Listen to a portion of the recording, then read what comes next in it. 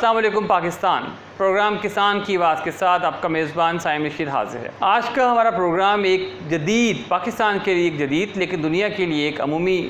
جو سا ٹاپک ہے اس کے اوپر ہے۔ ٹاپک ہے ہمارا آرگینک ایگریکلچر، جسے آپ نامیاتی زراعت بھی کہہ سکتے ہیں، قدرتی زراعت بھی کہہ سکتے ہیں۔ غرض یہ ہے کہ دنیا میں اس وقت زراعت کی زیادہ تر قسم کاشت کی جا رہی ہے، تیار کی جا رہی ہے، اسے کہتے ہیں کنونشنل ایگریکلچر یا روایتی زراعت، جس کے اندر کیمیائی کھادوں کا استعمال، زہروں کا استعمال، جڑی بوٹی مار ادویات کا استعمال، جینیاتی ترمیم شدہ بیجوں کا استعمال، اگر دیگر کے اس میں آپ کے سیویج سلج کا استعمال، جس سے سیویج سلج سے مراد ہوتا ہے کہ آپ کے جو ویسٹ ہوتی ہے سیویج کی، اس کا استعمال، غرض یہ کہ ایسے تمام عناصر کا جو کسی نہ کسی شکل میں زمین کی آپ کی فصل کی پیداوار میں تو اضافہ کرتے ہیں، لیکن ان کے جو اثرات ہوتے ہیں انسانی صحت پہ، ماحول پہ، زمین کی صحت پہ بہت نقصان دہ ہوتے ہیں،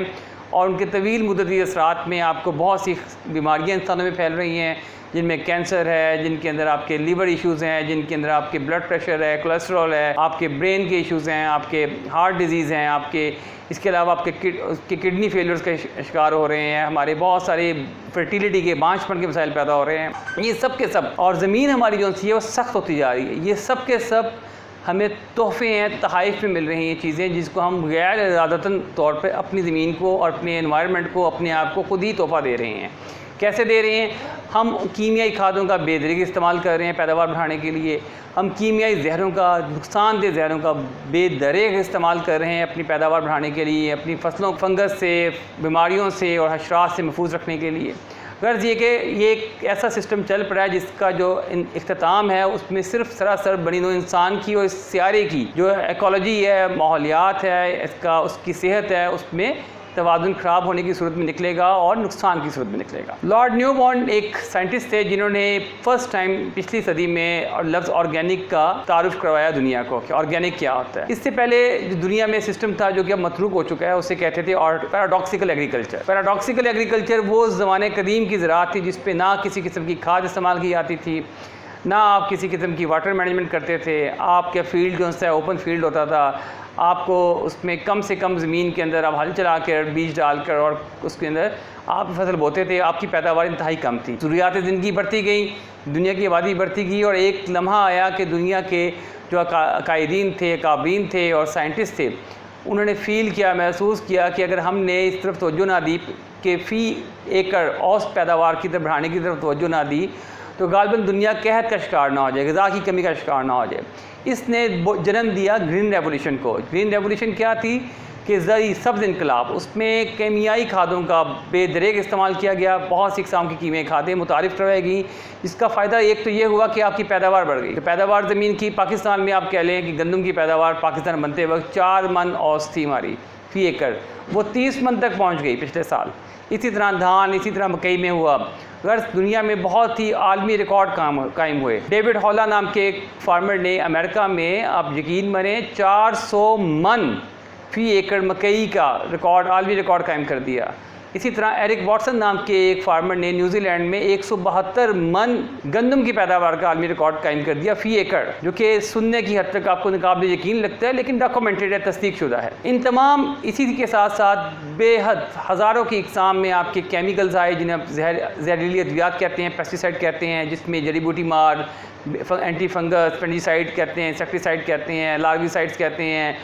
کیری سائڈس کہتے ہیں، نیماٹی سائڈس کہتے ہیں، بہت ساری آپ کی ادویات آ گئیں جن کے استعمال سے جن سی فصلیں تھیں وہ نقصان دہ کیڑوں سے، نقصان دہ فنگس سے محفوظ ہونے لگ پڑی، لیکن ہم نے ماحولیاتی توازن خراب کر دیا،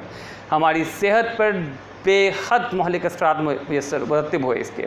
اس کا نتیجہ یہ نکلا کہ